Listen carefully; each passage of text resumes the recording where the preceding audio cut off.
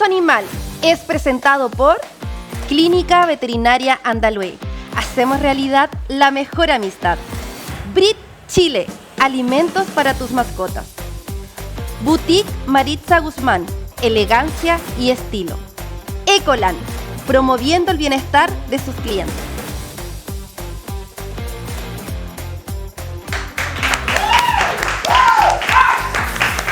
Bienvenidos a Pulso Animal, a un nuevo capítulo. Soy Valesca Sanzana, médico veterinario de Clínica Veterinaria Andalue del sur de Chile, y quiero comenzar como siempre agradeciendo a todos los que nos siguen en el programa, a quienes nos han escrito en @pulsoanimal, y también a nuestros auspiciadores. De hecho, hoy agradezco a Maritza Guzmán de Boutique Maritza Guzmán, que tiene envío a todo Chile y tiene ropa muy linda. Miren cómo estoy vestida, gracias a ella.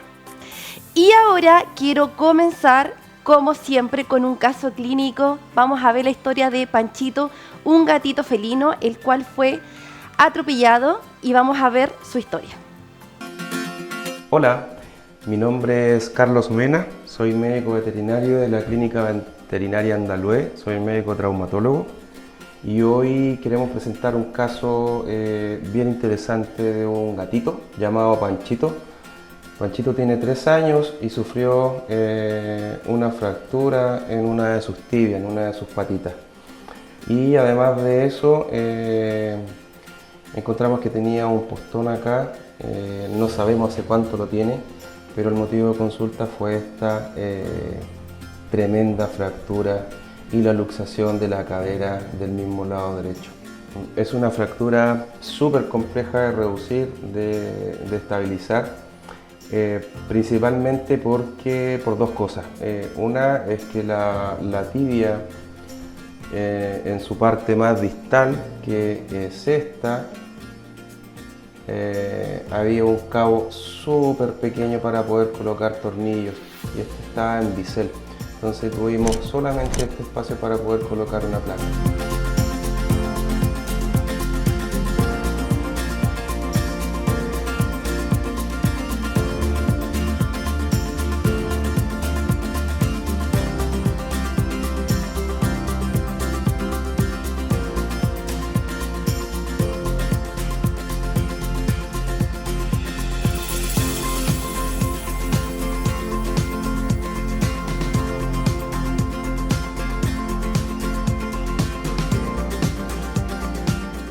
La planificación de esta cirugía lo hicimos por un método que se llama Play-Rod. Consiste en colocar una placa con muy pocos tornillos y por el canal medular pasar un clavo. Y ese clavo nos ayudaría a aumentar la estabilidad y poder proteger un poco la placa, porque en estos casos podría perfectamente romperse, doblarse y perder su función. Y eso podría suceder antes de que el hueso pegue. La idea de esto es que el hueso pegue primero, que se nos fatigue la placa. Entonces, es una carrera que tenemos que estar siempre atentos, estar monitorizando después para que todo esto funcione. Otra cosa importante de la fractura en los felinos es que tienen una tibia muy delgada. Esta, por ejemplo, es la sana. Si se dan cuenta, esto medio gris que está alrededor del hueso viene siendo tejido blando. Y el tejido blando de las patitas de los gatos es muy pobre, tiene muy poca irrigación, además de la lesión que provoca pérdida de irrigación en ese lugar. Además que tienen poca irrigación, se rompen los vasos sanguíneos en las fracturas. Como ven, esta fractura súper conminutada, bastante destrozado el hueso, y eso provoca pérdida de vaso e irrigación importante, y a veces tenemos complicaciones. Las complicaciones más comunes en la fractura de gatos son las tibias. Y en segunda ocasión los radios.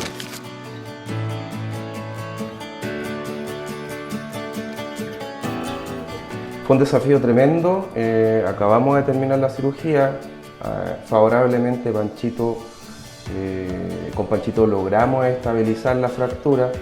Intentamos reducir esta luxación que ustedes ven acá arriba. Voy a hacer un zoom. Con una técnica que se llama sutura iliotrocantérica se reduce la luxación, se mete la cadera en el lugar que debe ir y se hace un tipo de sutura que deja anclado un poco ahí la articulación porque movíamos y si se salía de nuevo. Esa fue la primera planificación, pero al entrar a la cadera nos dimos cuenta que Panchito ya tenía un tremendo daño. De hecho, acá quiero que te acerques para que puedas grabar. Hay un fragmento de la cabeza, del cartílago de la cabeza del fémur. Esta es la cabeza del fémur. Y este fragmento de cartílago y hueso se había desprendido de la cabeza. Era un fragmento bastante grande, así que por eso decidimos hacer una exéresis de cabeza y caput femoral. ¿Por qué? Porque si nosotros reducimos eso, dejamos en su lugar, colocamos la sutura, dejamos estabilidad para que no se vuelva a salir, ese fragmento que le pasa a la cadera, que le falta a la cadera, va a generar dolor y por consecuencia vamos a tener que operar en una segunda instancia y igual hacer la exéresis de la cabeza y el caput femoral, porque eso genera un montón de molestias. Entonces por eso decidimos no reducir y hicimos la exéresis de cabeza y caput femoral. ¿En qué consiste? A grandes rasgos, lo que se hace es hacer un corte de trocánter mayor a trocánter menor y se elimina lo que es la cabeza y el cuello femoral. Se ve como que queda sin articulación ni nada, pero quiero decirles que funciona bastante bien y los gatos compensan y los perros de talla pequeña compensan bastante bien con la musculatura de la cadera y con la musculatura también del mismo miembro. Entonces andan bastante bien. Técnica escrita, exéresis de caput y cabeza femoral, o podría ser en este caso un reemplazo de cadera, que en Chile ya se está haciendo, hay colegas que están muy avanzados en eso, pero para este caso un paciente de un lugar cerca de acá de Cañete que se llama Purén, y este paciente vive prácticamente en un campo, entonces se decidió hacer exéresis y no esperar más. Quedamos bastante conformes, logramos reducir la lesión, colocamos una placa puente con 2 tornillos abajo, entraron precisos, no entraban más tornillos que eso. Uno pasó de una cortical a otra, le dio una angulación para evitar entrar a la articulación y arriba puse 3 tornillos y además pasamos el clavo endomedular normógrado, entramos de arriba hacia abajo. Hay una fosa que se puede mostrar acá, bueno, esta es la vista cráneo-caudal de esta radiografía inmediata postquirúrgica. Lo que se busca es alinear el hueso afectado, colocar la placa puente y un clavo endomedular, Play-Rod. No buscamos reducir perfectamente los fragmentos porque eso es imposible, es una fractura no reductible y lo que se busca es una estabilidad relativa y eso lo logramos no colocando tanto tornillo. Y el clavo endomedular nos da la ventaja de poder proteger la placa y que no se lo mueva. Que quedó muy bien alineado, el clavo entrando en la posición que corresponde. Hay una fosa acá y es perfectamente por donde tiene que entrar el clavo. Tiene un doblez hacia lateral, por lo tanto da la impresión de que ese doblez va hacia la rodilla, pero no. En esta vista corroboramos que el doblez del clavo, para evitar de que migre, lo hicimos hacia lateral, entonces no hay nada hacia la rodilla. Y en esta vista también nos damos cuenta que el clavo no invade la articulación del tarso, entonces yo me quedo tranquilo, no va a afectar la articulación de su patita. Entonces ahora con los reposos y los cuidados que la clínica le entrega a los propietarios que deben cumplir, este paciente debiera andar bastante bien. ¿Qué complicaciones podríamos tener acá? No unión, infección de la herida, porque fue una cirugía en donde tuvimos que abrir para poder visualizar bien el clavo. Hay técnicas que se hacen a cielo cerrado, pero en este caso, por como el fragmento era tan pequeño, tuvimos que hacer un abordaje más amplio nomás y poder reducir de mejor manera. Bonito caso, como les decía, la complicación es que se nos doble la placa, que la placa ceda antes de que el hueso pegue, infección y no unión.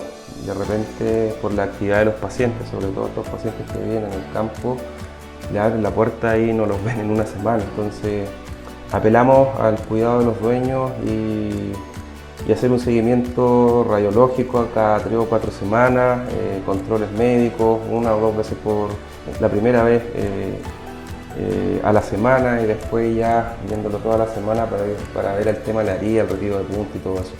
Y obviamente ir evaluando la funcionalidad de la pata.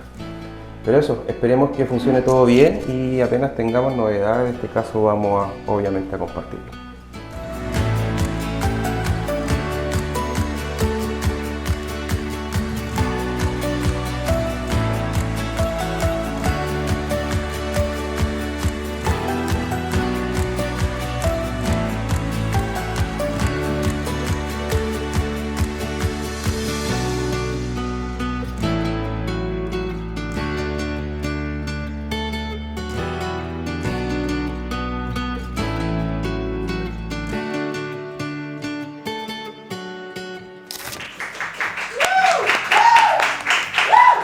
¿Qué les pareció la historia de Panchito? Finalmente tuvo un final feliz. Lo pudimos operar con el doctor traumatólogo Carlos Mena. Sufrió un accidente, se le colocó una placa en la tibia y además se hizo una exéresis de cabeza femoral. Y hoy disfruta en casa con sus dueños. Esperamos que todo siga resultando bien en su recuperación. Y volvemos a Pulso Animal. Y ahora vamos a tener una entrevistada. Como siempre nos acompañan nuestros amigos Brit Chile. Hoy día vienen con todos sus alimentos, nos van a contar un poco más de su marca. Ya viene también nuestra médico veterinaria Constanza Reyes, que ya es nuestra amiga de casa y viene a hablarnos hoy día. Y nos va a hablar hoy día de obesidad. Eso, con barra, me encanta. Vamos a hablar de obesidad y sobrepeso. Constanza, ¿cómo estás? Bien, ¿y tú? Bien también. Qué bueno, gracias por invitarnos, por estar acá de nuevo con todos y todas. Cuéntanos un poco, Constanza, ¿qué tenemos acá? Cuéntanos de la línea de Brit, ¿qué es lo que tiene Brit para ofrecernos? Bueno, con Brit tenemos una amplísima gama de productos de la más alta calidad para todas nuestras mascotas, ojos, no solo perros y gatos, también para pequeños roedores, conejos. ¿Para animales exóticos también tienen? También tenemos. ¿Podríamos hablar en otro capítulo de eso? Sería súper interesante. Me parece ¿Sí? perfecto. Pero bueno, hoy en día lo que le mostramos, tenemos dietas terapéuticas para el manejo de las principales afecciones o enfermedades que padecen nuestras mascotas, línea para control de peso y, bueno, como te digo, líneas de snacks, enlatados, todo lo que tenemos quieran. De todo en realidad. Ahora acá solamente trajeron esto, pero en realidad tiene una gran gama Brit. Y ahora Constanza, nuestra amiga, nos va a hablar de obesidad y sobrepeso. ¿Es una enfermedad realmente la obesidad y el sobrepeso? Sí, es una enfermedad. A diferencia de lo que nuestros abuelos nos decían, ¿cierto? Que los gorditos, que la gordura es parte de la hermosura. Claro, ¿no? Y que uno era sano. La verdad es que hoy en día se sabe que el sobrepeso y la obesidad es una enfermedad y hay que tratarla como tal por todas las consecuencias que acarrea hacia la salud y a la expectativa de vida de nuestras mascotas. ¿Y cómo puede saber la gente en casa si su perrito, su gatito está sufriendo de obesidad o sobrepeso? ¿Cuál es la diferencia entre el sobrepeso y la obesidad? Hay líneas bien sutiles. A ver, desde el punto de vista técnico, el sobrepeso es cuando un animal está sobre un 5 hasta un 20% sobre su peso ideal. No sé, un perro que debería pesar 10 kilos está pesando 11 kilos. Eso sería considerado sobrepeso. Obesidad ya es cuando está sobre ese 20%, cuando ese perro que debería pesar 10 kilos está pesando 12, 13, 14 o más kilos. En la casa, ¿cómo nosotros podemos saber si nuestra mascota tiene sobrepeso o obesidad? Lo más confiable es en verdad la vista. Es primero verlos desde arriba. Un animal de peso saludable debería tener una pequeña cintura marcada, así como reloj de arena. Como nosotras, por ejemplo. Claro, como nosotras, no sé hasta qué punto, pero algo hay. Pero debería verse una pequeña cintura. Y si nosotros vemos al animal a la misma altura, se debería ver como un pliegue abdominal. En el fondo no deberíamos ver guata. Eso es, básicamente. Debería estar planita. Debería estar igual planita, como nosotros. Mira, con una pequeña así, curvatura hacia normal. adentro. Si te- Entonces, si tenemos la curvatura de guatita, no tiene cintura, ya estaríamos hablando de sobrepeso. Si ya vemos que ¿Y hay obesidad? un patecito, es un tambor, ya lo más probable es obesidad. Lo otro es que al palpar nosotros, al tratar de tocar costilla, un ejercicio que podemos Claro. hacer con nosotros, si vemos que hay una capa de grasa que no nos hace tocar ahí esos huesitos, también es muy probable que haya sobrepeso u obesidad. Doctora, ¿y cómo podemos prevenir la obesidad, el sobrepeso? Uf, esa palabra me encantó. Lo importante acá es prevenir, es mucho más fácil que tratar. Para prevenir es una buena alimentación, ya de buena calidad, pero también no sobrealimentar. Ahí, ojo a todas esas familias que por ahí siempre le estamos dando algo debajo de la mesa, que el pancito con mantequilla, ¿Qué jamoncito, qué pollito? la salchicha, todo eso que va por debajo. Eso es sobrealimentación. Ya todo lo que sea extra al alimento también hay que cuidarlo. Las golosinas, frutas, snacks, ojalá nunca sea más allá del 10% del consumo diario de alimento.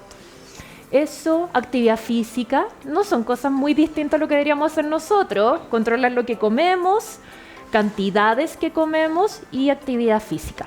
Y además que debería ser un poco más fácil con nuestras mascotas porque finalmente depende de nosotros. Nosotros somos los que le damos la comida. En cambio, uno como que tiene que controlarse, pero ellos no, porque en realidad nosotros somos los que le damos la comida. Entonces hay que tratar de evitar, como dijo la doctora, darle pancito, darle la comidita que estamos comiendo, o muchas veces también, que es lo que pasa mucho donde yo vivo en el sur, que le dan comida de casa porque no quieren perder la comida, los perros están afuera y aprovechan de darle todo eso, y después tenemos así un paciente como un tamborcito. Doctora, y lo otro también, ¿es verdad o es mito que la esterilización y la castración podría tender a tener sobrepeso u obesidad? Hay un cierto grado de verdad, pero también, como siempre digo, y acá perdón el chilenismo, la culpa no es del chancho, es de quien le da el afrecho. Me encanta. Entonces hay un poco de ambas cosas. A ver, la esterilización es súper importante porque nos ayuda a controlar problemas de sobrepoblación, animales abandonados, ataques por jaurías, etcétera, ¿verdad? Pero una de las principales como objeciones o preocupaciones que tenemos es que nuestras mascotas vayan a engordar. Y efectivamente hay ciertos factores. Cuando nosotros quitamos estos órganos sexuales, ¿verdad? En el caso de los machos, los testículos, las hembras, el útero y el ovario, hay cambios hormonales que hacen que las mascotas quieran consumir más alimento, pero sus requerimientos energéticos ahora son más bajos, necesitan menos calorías. Entonces ahí hay un tema de balance, es por ellos comerían más, pero necesitan menos.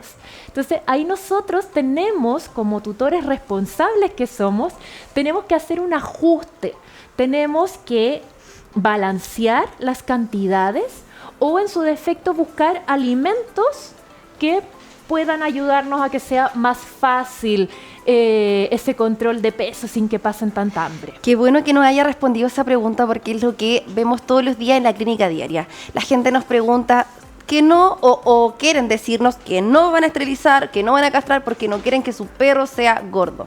Pero en realidad depende también nuevamente de nosotros.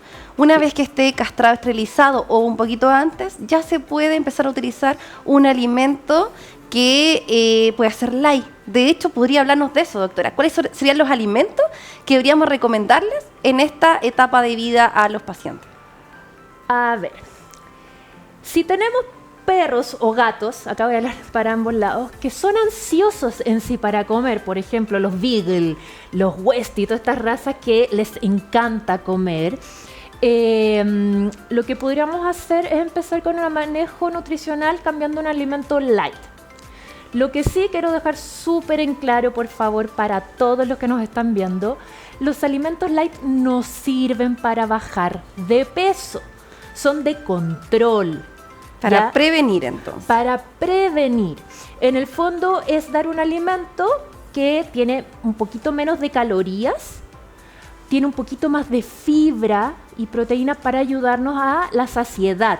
Entonces es comen menos cantidad sin pasar hambre. Eso es lo importante de un alimento light, pero igual tenemos que controlar las raciones. Si tú y yo nos ponemos a dieta, pero nos comemos 40 yogures light, igual vamos a engordar o no vamos a bajar de peso. Entonces, necesitamos el compromiso de toda la familia para lograr mantener el peso correcto. Ya. En el caso de ya si hay sobrepeso, si ya ha engordado, ahí la verdad es que necesitaríamos pasar lo más probable a un manejo de Algo que dieta nos terapéutica. haga bajar de peso. Sí. Ya, como los controles de peso. ¿Como weight loss puede ser o ese es más de mantención? El weight loss de Brit, me encantó esa pregunta. El weight loss de Brit está como entre medio. Es un poquito más hipocalórico que los alimentos light, así que si están con un leve sobrepeso, sí nos va a ayudar a bajar. ¿Ya? Es hecho en base a una proteína de conejo que es muy sabrosa, pero es muy magra, es muy buen aporte de proteína y bajo en grasas y tiene más altos niveles de fibra. Entonces nos puede ayudar a bajar ese leve sobrepeso o a mantenerlo cuando sentimos que un alimento light no es suficiente, que igual quedan pidiendo un poquito más. Ya, muy bien, doctora. Entonces, este producto lo podríamos utilizar en ambos casos, pero si ya quiero controlar realmente ese sobrepeso, tendría que ser cualquiera de estos. ¿Qué tenemos acá, doctora? Ahí tenemos varias opciones. A ver, esto siempre tiene que ser supervisado cuando ya estamos hablando de que necesitamos una baja de peso. Tiene que ser supervisado por un médico veterinario. Idealmente que tenga alguna especialización, que sea un veterinario nutriólogo o que conozca sobre los programas de pérdida de peso. ¿Ya? El veterinario lo que va a hacer es, primero, ver cuánto sobrepeso tiene, cuál es su peso ideal y en base a eso, ver en cuánto tiempo va a bajar de peso. Porque, ojo, no es lo mismo perder 1 kilo de peso a un chihuahua, que eso es obesidad, a 1 kilo de peso en un San Bernardo. Tiene toda razón, doctora, porque en realidad no hay ninguna receta. Todo depende del paciente, depende del compromiso del tutor y a veces nos dicen, ¿y cuánto tiempo tiene que utilizarlo para bajar de peso? Y lo utilizan por 1 o 2 meses y en realidad, si es que tienen mucho sobrepeso, es mucho más tiempo. Y lo otro es que no se pierdan de los controles del veterinario, porque si no, no vamos a saber si se está manteniendo o si está bajando realmente. O podría tener incluso una enfermedad de base que no sabemos, como un problema hormonal, y es por eso que tiene que ser todo esto con un guía, con su médico veterinario de cabecera. Doctora, y además de la alimentación, ¿hay otros cuidados que podemos hacer, como por ejemplo el ejercicio? Sí, el ejercicio es muy importante porque nos va a ayudar a gastar esa energía. Ahora, ojo, no vamos, si yo tengo un perro con obesidad, no le voy a exigir que salga a correr conmigo 1 hora, porque el pobre no va a poder. Aparte que algo muy importante del sobrepeso que tenemos que considerar, nosotros tocamos la grasita que está por encima en el fondo, lo que es palpable. Pero adentro de ese cuerpo está toda la grasa visceral que está asfixiando los órganos vitales. Entonces, no es solamente que te cueste respirar porque estás más gordito, es grasa que está asfixiando esos pulmones y corazón. Entonces, obviamente, actividad física en la medida que la mascota tolere. Y otra cosa también que pienso que además de la obesidad podría también tener problemas articulares y dolor y no vamos a poder exigirlo tanto también para que haga ejercicio. Tampoco. Entonces, Que en otro capítulo vamos a ver todo lo que es enfermedades articulares, así que no se lo pierdan, ¿eh? Doctora, en cuanto a tratamientos, porque estamos hablando de alimentación, de ejercicio, de educar a que no le den comidita, pero también existe algún tratamiento, algún, no sé, fármaco, algo, que a veces también nos preguntan eso en consulta. la verdad que en mascotas el principal manejo que se hace para el control de peso está relacionado con el manejo nutricional y actividad física, que es lo que hemos hablado. Por ahí están saliendo algunas terapias farmacológicas, pero hasta donde yo sé, no están acá en Chile, no están aprobadas tampoco por la FDA ni por nada. Sí, por ejemplo, si la obesidad estuviera relacionada a una diabetes, Hay tratamiento farmacológico, pero para la diabetes. Y por ende, ahí podemos lograr también la bajada de peso. Pero el gold standard en este momento para el manejo de peso, nutrición y actividad física. Perfecto, doctora, gracias. Y lo otro, ¿hay algún tema genético también que tienda a generar obesidad? Supongamos que una persona hace todo, sigue las recomendaciones del médico veterinario y su perrito igual engorda. Por ejemplo, después de una esterilización hace todo, pero igual engorda. ¿Puede haber algo genético también? Sí, puede haber algo genético, pero hay otro factor que es más importante aún, que es la primera etapa de vida, es mientras son cachorros.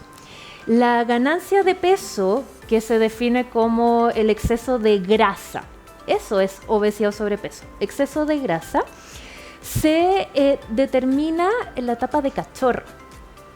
Ahí es cuando si tú alimentas más de lo que consume de energía, se empiezan a generar, aumenta el número de células grasas. Y cuando llegamos a la etapa de adulto, es cuando ya esa cantidad formada, después si sigues alimentando, ahora empiezan a crecer de tamaño. Entonces la predisposición a la obesidad, la verdad, es que más que un tema genético de raza, se predispone en la etapa de cachorro.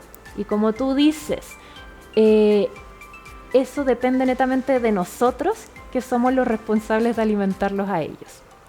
Qué bien lo que nos acaba de decir, porque lo vamos a tener mucho más en consideración nosotros los veterinarios que vemos consulta, en tratar de tener un buen alimento cuando cachorro para que tengamos menos posibilidades de llegar a este sobrepeso, obesidad, y es tan importante la educación y la confianza que podemos entregarle al tutor para que nos crea y siga todas las indicaciones. Doctora, para terminar, podemos hablar un poquito más de la marca de Brit. ¿Qué más tiene? ¿Tiene alimentos húmedos, por ejemplo, para poder mezclarle a lo mejor, controlando el peso, o para aquellos que queremos prevenir que no tengan sobrepeso, también se puede suplementar con algo húmedo? Sí, siempre es bienvenido. Igual es una forma de regalonear a nuestras mascotas. Les encanta todo lo que es alimentos húmedos. Pero insisto, controlando proporciones.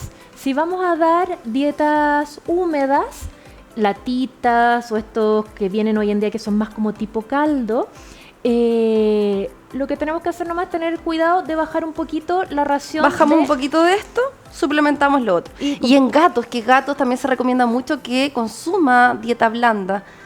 En ellos, por ejemplo, sería primordial que siga consumiendo. Súper importante en los gatos, sobre todo, como tú bien decías, la administración de alimentos húmedos, mantenerlos hidratados y proteger sus vías urinarias y riñones. Hoy en día, bueno, con la línea Brit también tenemos unos pouch que me encanta porque es más caldo, es como una sopa con trocitos de carne, entonces tiene un bajo aporte calórico. Le podemos dar fácilmente un sobrecito al día sin ningún problema. Yo con mis gatos hago eso, en las noches les doy el alimento húmedo, durante el día les doy su comida. ¡Ah, qué bien! Y no engordan. Y así también su tránsito intestinal en la noche es mucho más ligero, no es tan pesado. Sí. Me gustó ese tip. Sí, a mí me encanta. En las noches cuando yo les doy a ellos, les saben a estas alturas ya que le toca claro, lo rico realmente. Qué rico. Un buen regaloneo. Sí. Doctora, ¿dónde podemos encontrar a Brit? Brit lo encuentran en las mejores clínicas veterinarias del país. Ahí estamos viendo en pantalla. Ahí estamos viendo. Y también está en Clínica Veterinaria Andalue, en sus 3 sucursales, por supuesto. De las mejores clínicas veterinarias del país. Así que ahí nos encuentran. Además pueden contar con la asesoría experta de la gente que trabaja contigo, donde les van a hacer las mejores recomendaciones. Muchas gracias, Constanza. Muy entretenido todo, muy buenos tips. Espero que todos en casa hayan tomado nota. Y ahora nos vamos a una pausa comercial y ya volvemos. Queridos amigos, quiero invitarlos a seguir las redes sociales de Veterinaria Andalue. Instagram, Andalue Vet, y Facebook, Veterinaria Andalue. Queremos contarles que estamos en la provincia de Arauco y Mayeco, contamos con 3 clínicas veterinarias y ofrecemos servicios como radiología digital, ecografía, pabellón de cirugía con anestesia inhalatoria, traumatología, cirugía de tejidos blandos. Además tenemos laboratorio clínico con tecnólogo médico, realizamos exámenes de sangre, uroanálisis, citología y tenemos hospitalización. Puedes ubicarnos en el número de teléfono 937-460194 en Purén y en Cañete.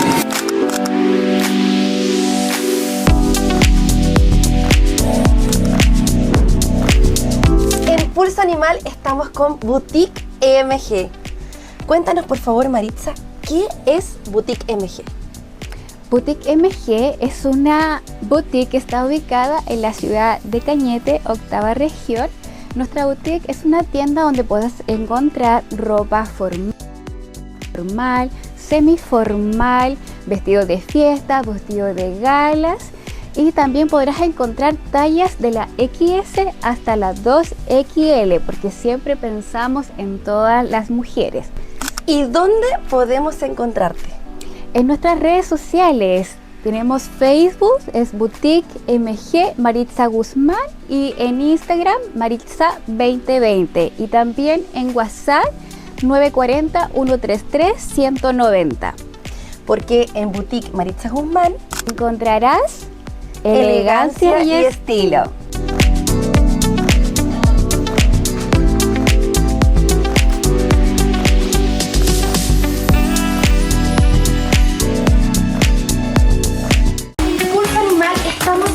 Ecolan. Daniela, ¿qué es Ecolan?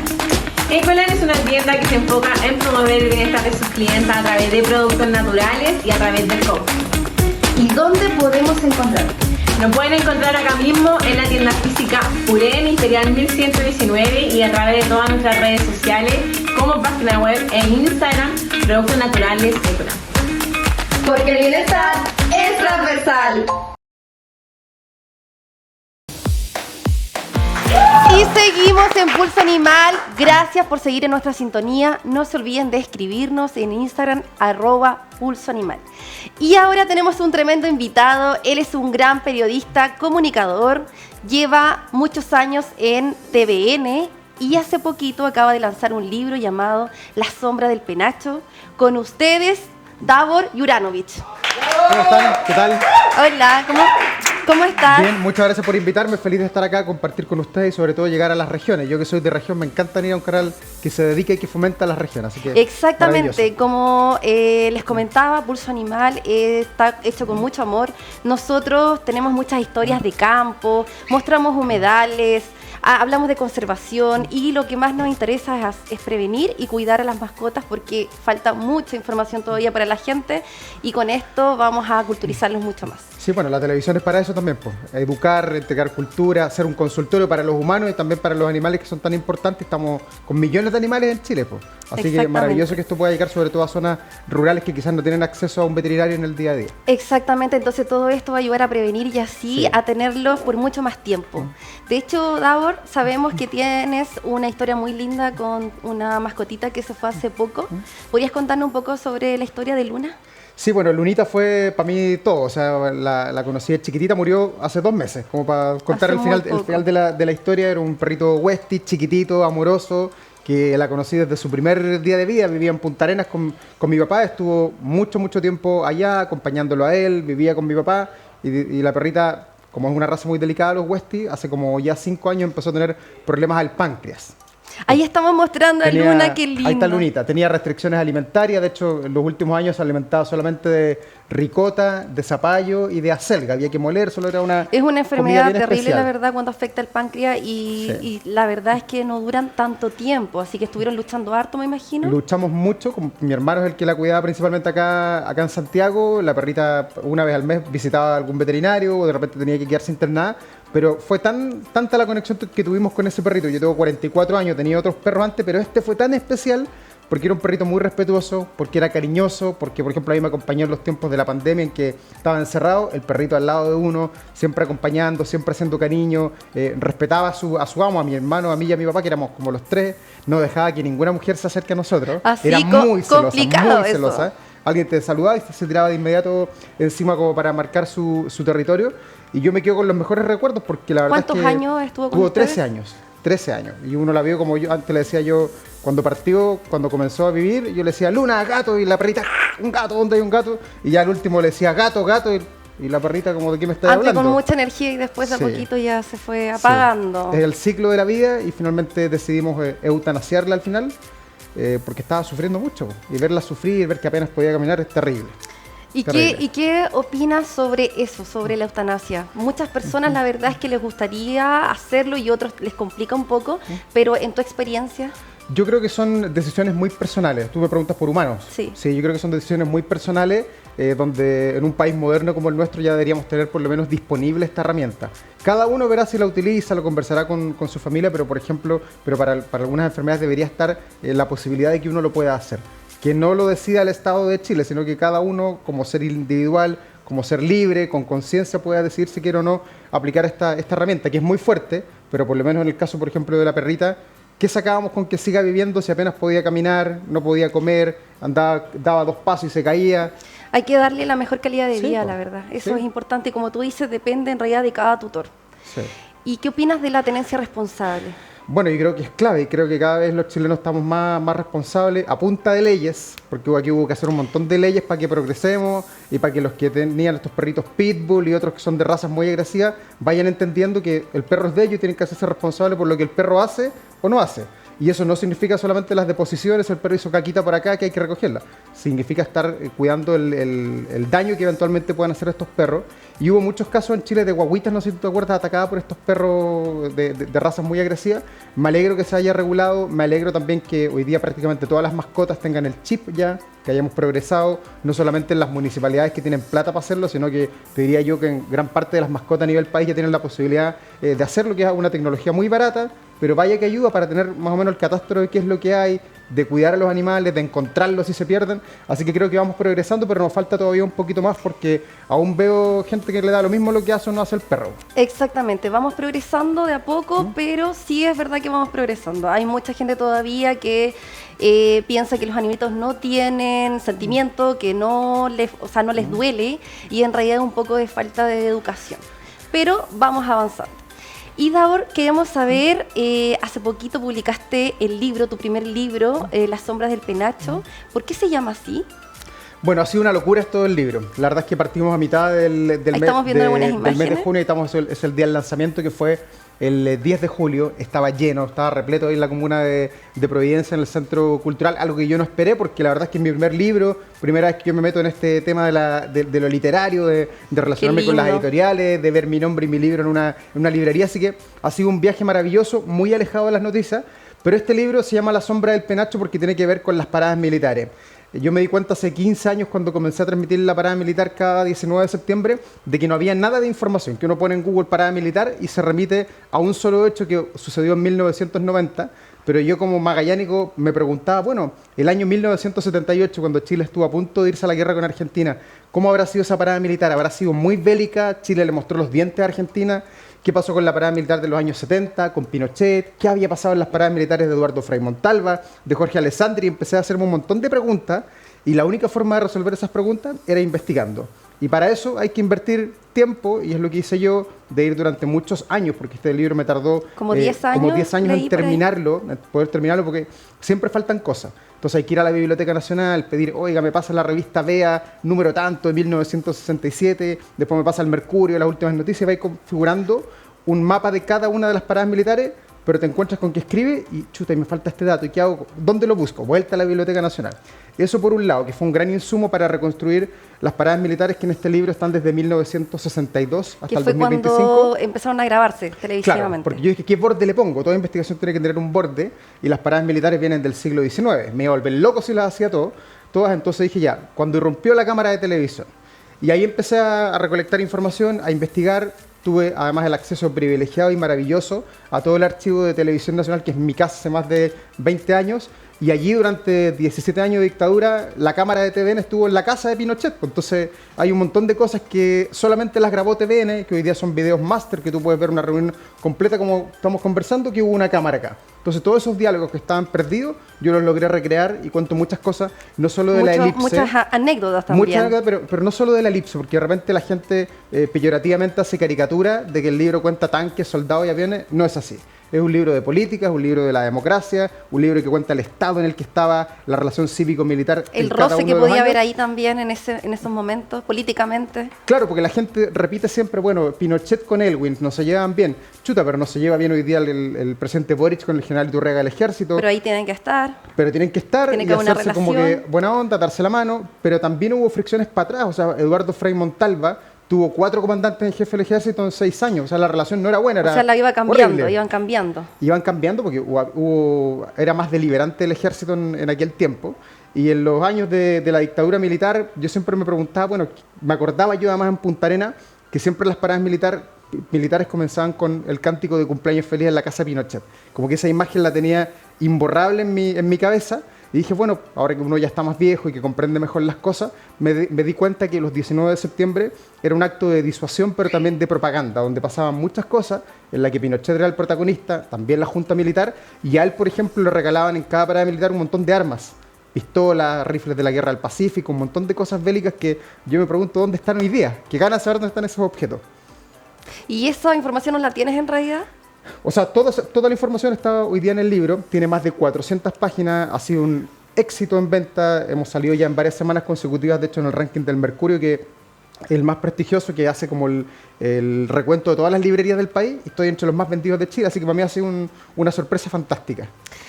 Cuéntanos un poquito que lograste entrevistar al general Parera en 1990, me parece.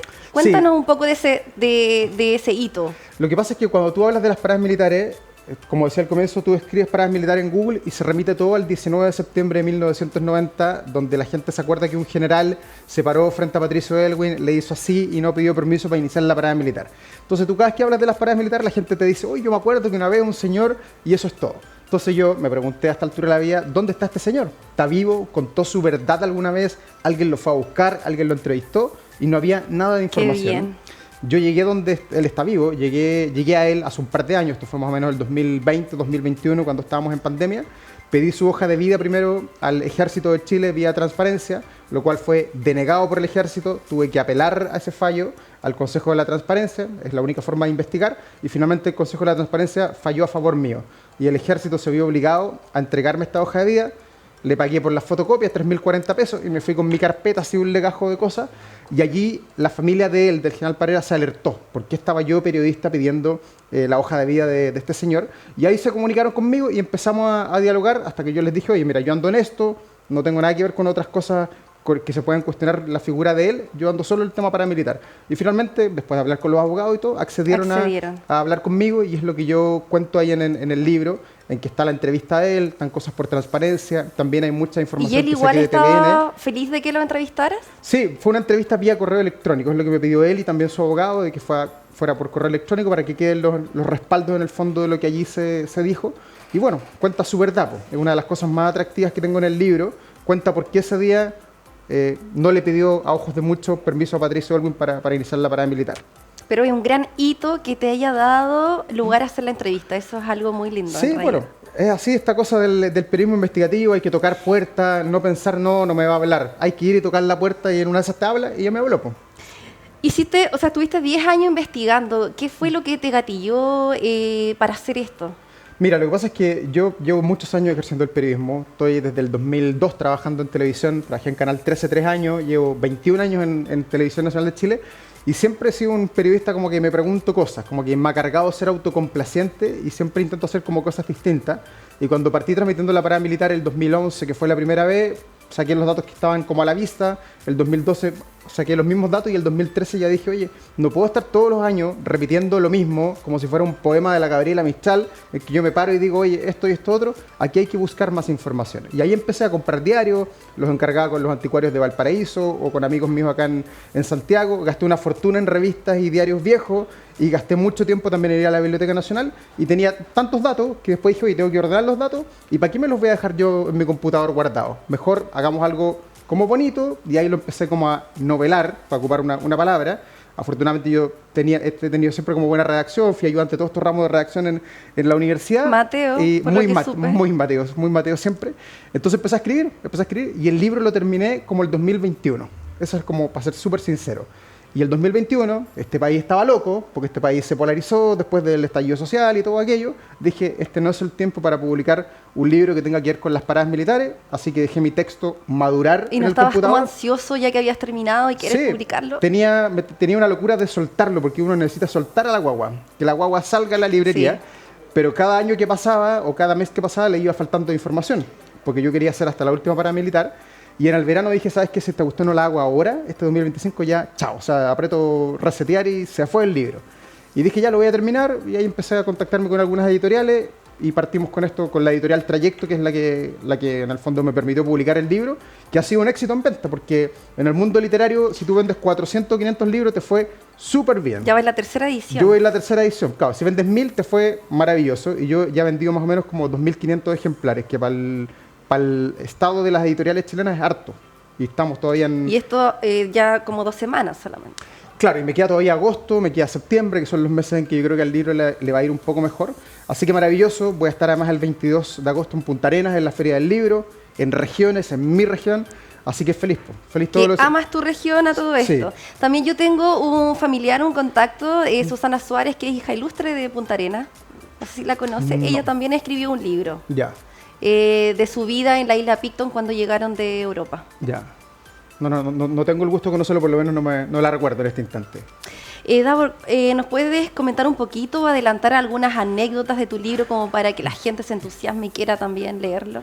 Sí, bueno, yo creo que ha sido un viaje maravilloso porque el libro tiene anécdotas en todas las páginas, ya que no es un recuento de si pasaron 20 tanques o desfilaron 1000 efectivos del ejército, es una visión del país. Entonces yo voy contando muchas cosas, sobre todo en los años 60 que pasaban en los Te Deum, que son el 18 de septiembre, no el 19, pero está todo de alguna manera concatenado porque te sirve para ver el ambiente de cómo está la política, cómo está lo militar, qué significaban en aquellas épocas. Yo siempre me preguntaba, por ejemplo, cómo habrá sido el presidente Allende con los militares. ¿Habrá sido una relación friccionada? ¿Habrá habido cariño? Y había demasiado cariño, el 71 y el 72.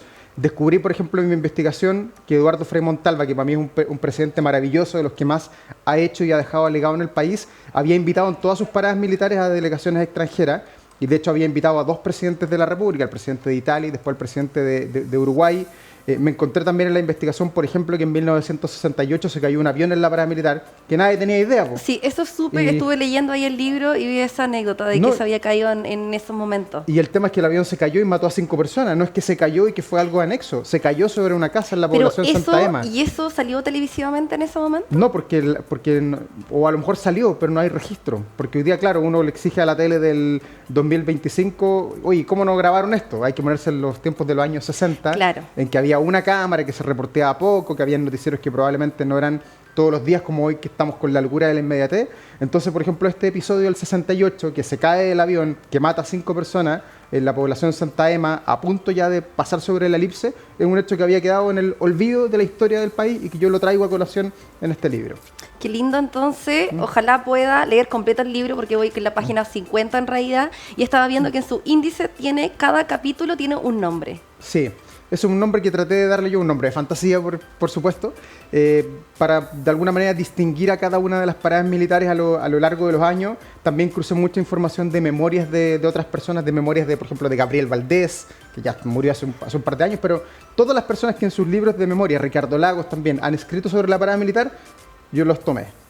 Y todo eso lo voy metiendo en medio de la redacción con las anécdotas, con lo que yo pude reportear, con las entrevistas que yo hice. Y por eso es que me quedó algo que yo creo que es un aporte al país, porque es un libro que si tú lo Exactamente. lees hoy día en julio y lo lees 10 años más o 50 años más, va a ser siempre un aporte. Siempre va a ser un aporte. Sí, no está sujeto a la Exactamente. actualidad, no es que uy, pasó julio y ya no me interesa este tema y chao pescado, no.